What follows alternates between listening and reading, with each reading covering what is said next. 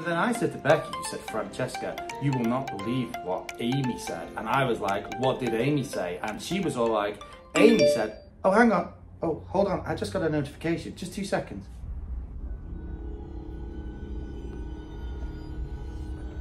It can't be. Not already. It's only February. No.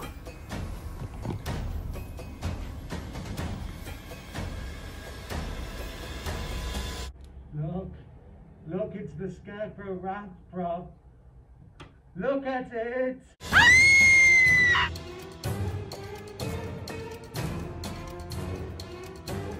Have you seen the latest Distortions alien?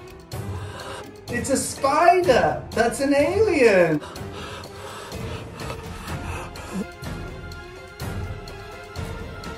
Don't forget the werewolf. They've got a werewolf too.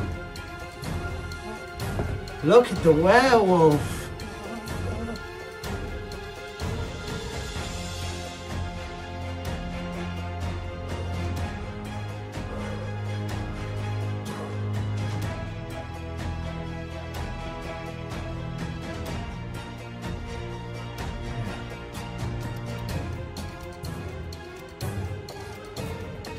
No.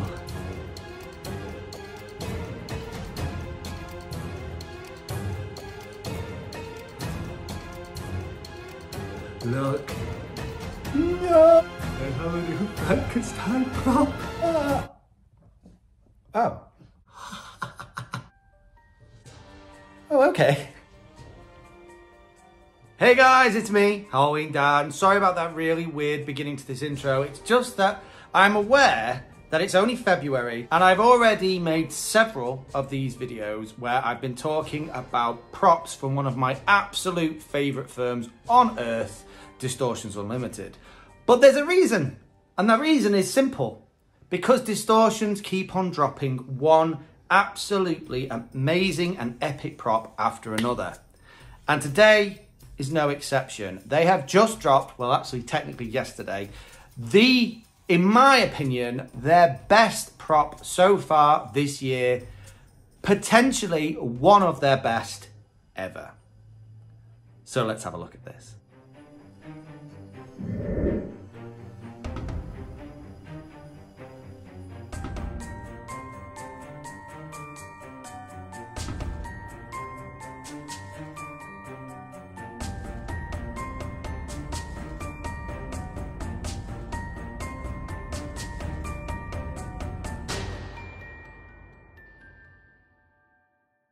So my opinion on this prop might be somewhat biased. It could be maybe even unpopular when I say that this is possibly the best prop this year, if not one of the best ever out of Distortions, because there's a lot of epic things from Distortions, right? Of course there are. We all know this. But this one in particular speaks to some part of me deep inside because this is so cool. The prop we're talking about today, newly released as of last evening, is the Frankensteins Experiment animatronic prop.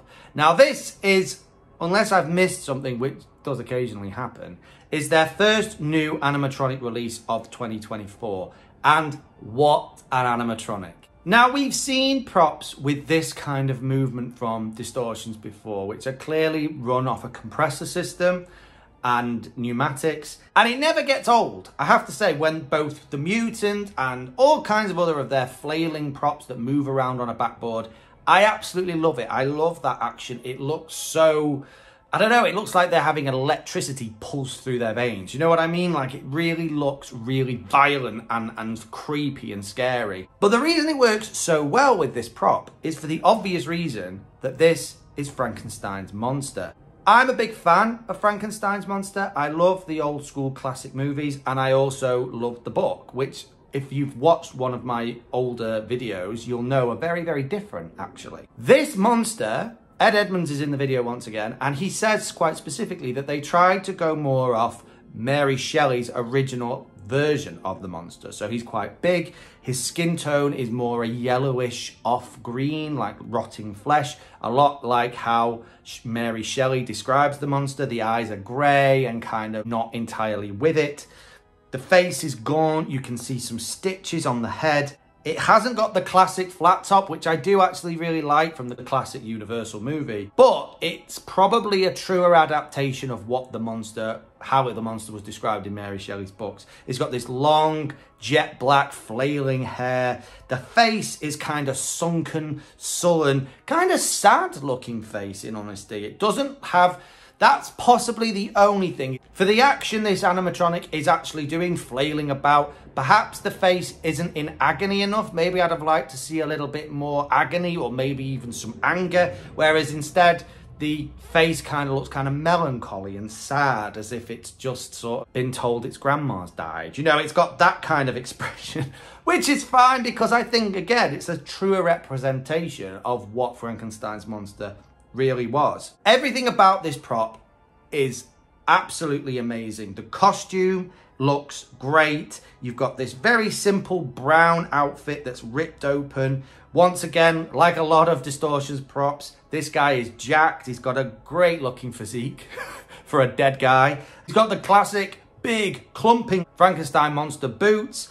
And of course, he's attached to this massive board, which we've seen a similar thing from Distortions before with things like the Mutant. But this one actually looks like something that should be in a mad scientist laboratory. It's less sort of stainless steel or galv steel, and it's just a big brown board. It looks like it's just been tilted up after he's been electrified. You've got dials on there. You've got lights that can either change color and do different things, or you can have a static color. I quite like it when it's sort of jittering between different colors because it kind of looks like electricity's pulsing through it. You've got chains hanging off the outfit because he's obviously been chained down. Noticeably, no bolts in the neck, which is one of the defining features of the Universal Frankenstein, but actually is never described in any of the Mary Shelley books. No bolts coming through the neck or even anything to do with being electrified as such in the original. So that's kind of true to that version of the character too. There's a smoke machine hooked up to this, so you've got a bit of smoke pouring out. Everything about it is absolutely brilliant. I love the way it leans back when it's finished. I love the way it leans forward. Even just without the animatronic action, this thing is off the scale. Absolutely amazing. But it's with that movement, with that flailing sort of raising of the arms outwards movement and all that kind of stuff, it just literally brings the thing to life. I think as well, the arms, Ed mentions that the arms are like really quite soft, latex arms, so that if the arm hits you while you're kind of walking past it or hit someone, it's not going to do any damage because it basically will bend backwards. It's not going to damage anybody. But it doesn't look like it's soft latex, in honesty. It looks really, really cool. There's not a single thing about this body mold or this face or this monster that I don't like. I think it's absolutely epic. It would scare a few people, but it would bring this classic monster back to life for a brand new audience, I think. I think that sometimes these classic monsters, which are so a part of Halloween in so many different ways, they've kind of become such a background part of what makes Halloween Halloween that sometimes we forget about them. We forget about the classics like Dracula and Frankenstein and the Mummy because we've seen it all before. But when you see this done well, done absolutely to the pinnacle of artistry that you can possibly do when you're creating things like this, it literally does bring it and the story of Frankenstein back to life. And I, for one, am here for it. I love Frankenstein. It's one of my absolute favourite stories of all time. And on a personal note, this, or possibly another classic monster, might be coming to my haunt this year in some way, shape or form. It's something I'm going to talk about in another video at some point. It's something I would like some advice on as well from you guys because you're very good at that.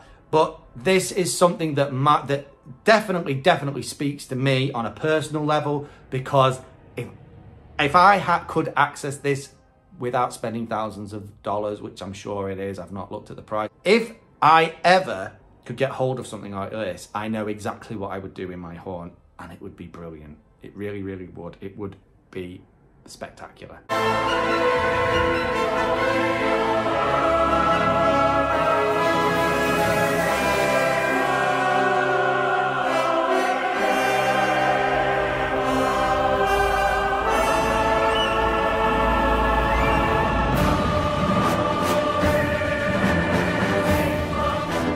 Anyway, guys, really quick one today. I hope you enjoyed looking at that prop with me. I think it's amazing, clearly. I hope you do too. And I will see you in the next one. Keep it spooky. Bye.